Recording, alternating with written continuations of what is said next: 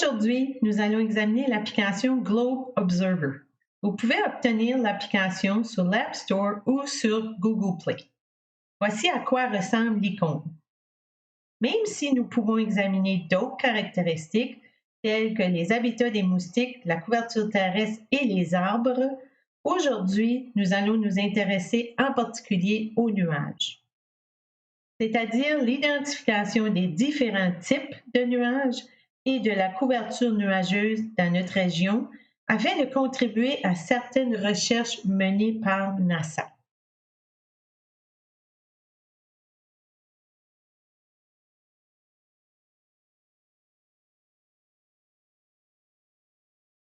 Globe est une communauté de scientifiques, enseignants, étudiants et des citoyens de plus de 100 pays à travers le monde. Leurs efforts dans la collecte d'informations ou de données nous aident à mieux comprendre notre environnement.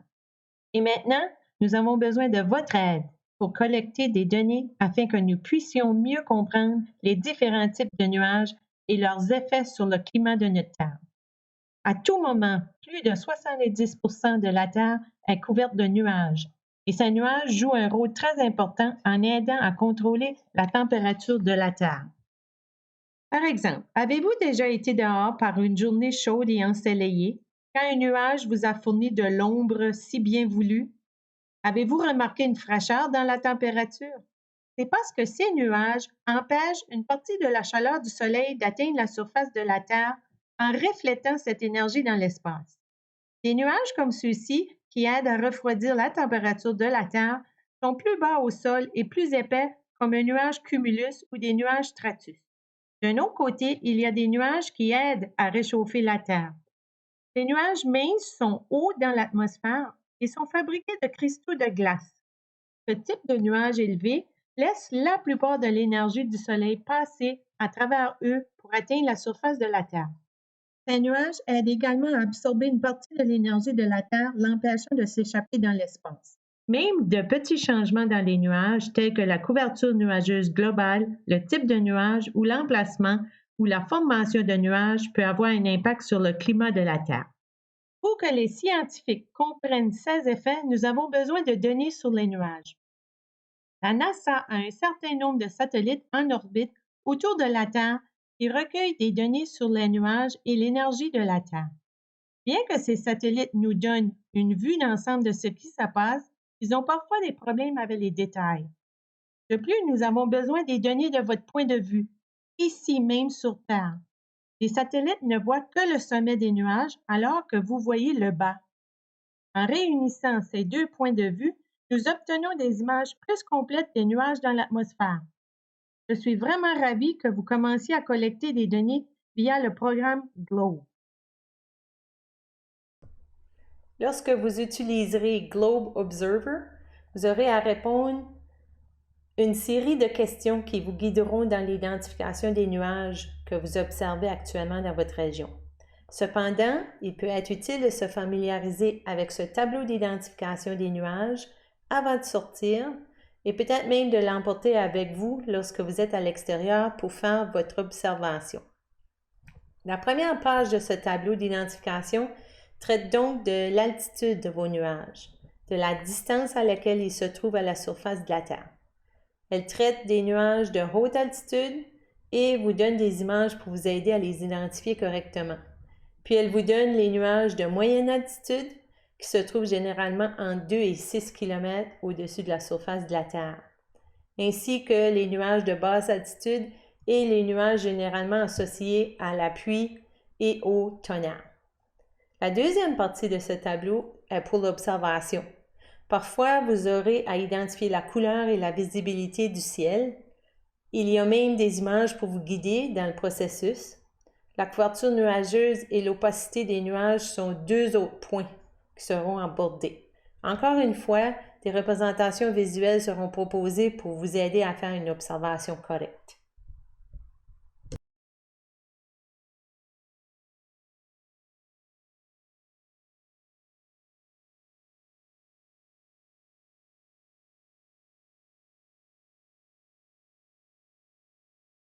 Une fois que toutes mes informations étaient saisies et à l'intérieur de 30 secondes, j'ai reçu un courriel avec mon mot de passe pour cette application.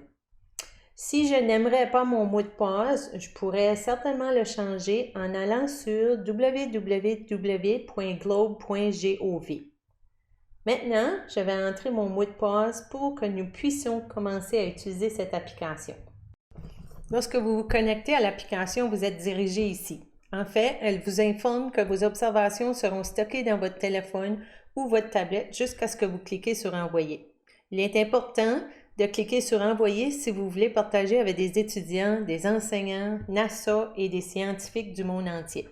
La deuxième page demande la permission d'enregistrer votre position. Cette fonction améliore l'efficacité de l'application et aide aussi les scientifiques à comparer votre position et vos observations avec celles de la satellite.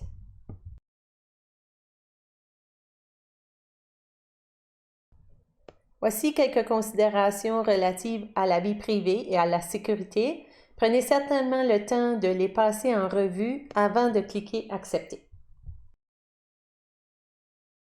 Nous avons maintenant l'application d'ouverte et nous allons procéder à observer les nuages dans notre région. Il y a donc 4 zones différentes que vous pouvez choisir, mais nous allons choisir les nuages. Je vais donc cliquer dessus. Il y a des informations d'introduction ici qui sont très utiles à lire, mais la plus importante que je veux vous faire remarquer est que si vous faites vos observations dans les 15 minutes qui suivent le passage du satellite, vous pouvez comparer vos observations à celles du satellite. Vous pouvez également observer les nuages à midi solaire et cela vous permet de comparer plus facilement vos mesures avec d'autres utilisateurs du globe. Il y a des notifications dans cette application qui vous indiqueront le midi solaire ainsi que l'heure de la journée les satellites passent au-dessus de votre emplacement. Ensuite, je clique sur « Suivant » et en gros, il vous donne une liste de choses à faire. Vous pouvez faire une observation des nuages avec un assistant qui vous guide tout au long du processus. C'est très utile. Une fois que vous aurez tous vos données, vous aurez l'option d'envoyer vos données dans le système. Alors, vous pouvez utiliser l'application n'importe quand.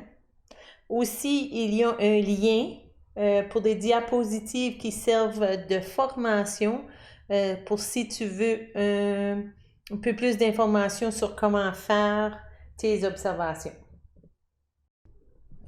La première fois que vous ferez vos observations, vous serez peut-être inquiet de ne pas faire une bonne identification.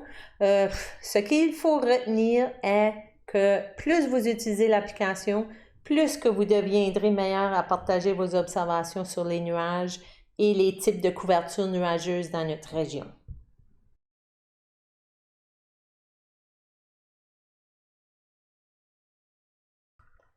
La première chose que j'aime faire quand j'ouvre cette application, c'est de vérifier les survols de satellites dans ma région. Je vais donc sélectionner le bouton orange et en me basant sur ma latitude de 48,9601 et ma longitude de -57,9346, je peux voir quand les différents satellites passent au-dessus de moi. Comme nous le voyons ici, je vois que mercredi, il y a le satellite Terra, Aqua et Terra. Il y en a jeudi et vendredi aussi. Quoique les observations à n'importe quelle heure sont utiles, synchroniser nos observations avec le midi solaire ou avec le survol d'un satellite fournit des données encore plus précieuses aux chercheurs. Je vais régler les notifications pour ceci. Donc, je clique sur le bouton gris. Je peux sélectionner quand le midi solaire va se produire et quand les survols du satellite vont avoir lieu dans ma région. Je vais donc recevoir les notifications 15 minutes avant ces heures. Donc, c'est vraiment utile si vous voulez prendre vos propres observations et valider les observations qui sont fournies par le satellite. Vous pouvez prendre vos observations à tout moment, mais c'est super utile lorsque le satellite passe parce que vous contribuez ainsi à la vérification des données qui sont observées par les satellites. Maintenant, je vais cliquer sur « Retour » et revenir à cet écran. Je veux retourner à l'écran principal, alors je vais appuyer dans le haut. Je suis maintenant prêt pour mes nouvelles observations de nuages. Donc, quand je clique sur Nouvelles observations de nuages, cela me donne mon heure locale, ma latitude, ma longitude. Ça me donne aussi une carte de l'endroit où je me trouve. Maintenant, je vais cliquer sur Suivant. À quoi ressemble votre ciel? Pour l'instant, je peux dire que nous avons définitivement des nuages dans le ciel. Je vais cliquer là-dessus. Quel pourcentage? Le ciel est couvert ici aujourd'hui. Alors, en regardant ce qui m'entoure, où on a un peu de pluie bruneuse, alors c'est certainement 90%. Alors maintenant, je vais cliquer sur Suivant. Ici, ça dit que si vous êtes à l'aise pour identifier les types de nuages, vous pouvez faire l'identification manuelle ou utiliser l'assistant d'identification guidée des nuages. Je vais utiliser l'assistant. Vous pouvez sauter l'introduction de l'assistant ou l'utiliser pour vous aider lorsque vous faites vos observations. Cliquez maintenant sur le bouton suivant vert. Nous allons utiliser ce triangle de nuages pour nous aider à déterminer si nous avons des nuages de basse, moyenne ou haute altitude. Je vais donc cliquer sur Suivant. Lorsque vous utilisez l'assistant, on vous demandera d'identifier les nuages selon quoi ils ressemblent. Pour déterminer s'ils sont à basse, moyenne ou haute altitude, vous pouvez faire le petit test suivant. Prenez votre bras et tendez-le légèrement au-dessus de votre tête. Si les nuages ont la taille de votre poing, il s'agit de nuages de basse altitude. Si les nuages ont la taille de votre pouce, il s'agit de nuages à moyenne altitude. Et si ces nuages ont la taille de votre petit doigt, alors ce sont des nuages à haute altitude. Vous trouverez aussi deux autres exemples d'images pour préciser le type de nuage que vous voyez. Chaque fois que vous ferez une sélection, il y aura un petit crochet qui apparaîtra. Lorsque vous aurez terminé d'identifier les types de nuages, vous pouvez, si vous le souhaitez, identifier le pourcentage de couverture et l'opacité de chacun des différents niveaux des nuages. Commençons maintenant nos observations réelles. La première chose qu'on nous demande ici, c'est combien qu'on voit de traînées de condensation. Si vous voulez en savoir plus sur les traînées de condensation, vous pouvez sélectionner cette option en haut de la page. Ici, en regardant le ciel, je constate que le temps est assez couvert et qu'il y a un peu de pluie. Donc, aucune traînée de condensation visible. Je vais donc choisir cette option. La question suivante vous demande s'il y a des éclairs ou de fortes pluies. Je vais choisir non. Est-ce qu'il y a des petites gouttelettes de pluie? Il y a un peu de bruine ici, alors ma condition, je vais dire oui. L'assistant me demande ensuite de confirmer si les nuages sont de type nimbostratus. Alors, je peux en apprendre plus sur ce type de nuage en cliquant sur le lien en haut de la page, mais je sais déjà que mes nuages sont de ce type. Donc maintenant, je vais sélectionner Terminer. À l'écran, maintenant, j'aperçois ensuite les nuages que j'ai identifiés. Si je suis satisfaite, je clique Suivant. Maintenant, on me demande de vérifier rapidement la couverture nuageuse et l'opacité visuelle. Alors, cliquez sur Suivant.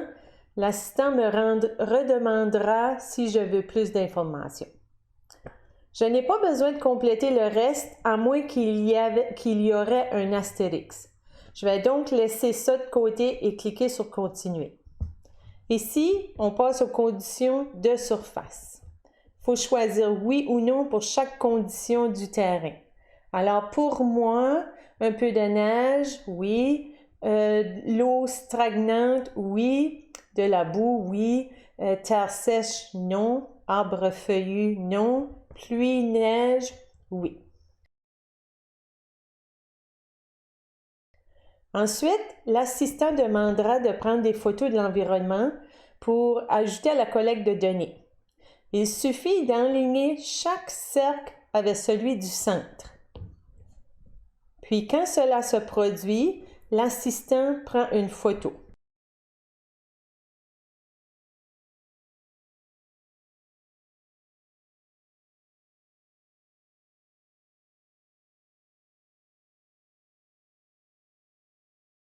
Quand j'ai terminé, je clique sur Terminer. Vos données sont maintenant enregistrées avec succès sur votre appareil et sont prêtes à être envoyées à Globe. Vous n'avez pas besoin d'envoyer vos données maintenant.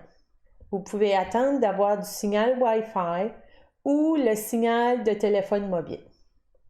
Toutefois, lorsque vous êtes prêt, il vous suffit de cliquer sur Envoyer pour partager vos observations avec les chercheurs scientifiques de cette application.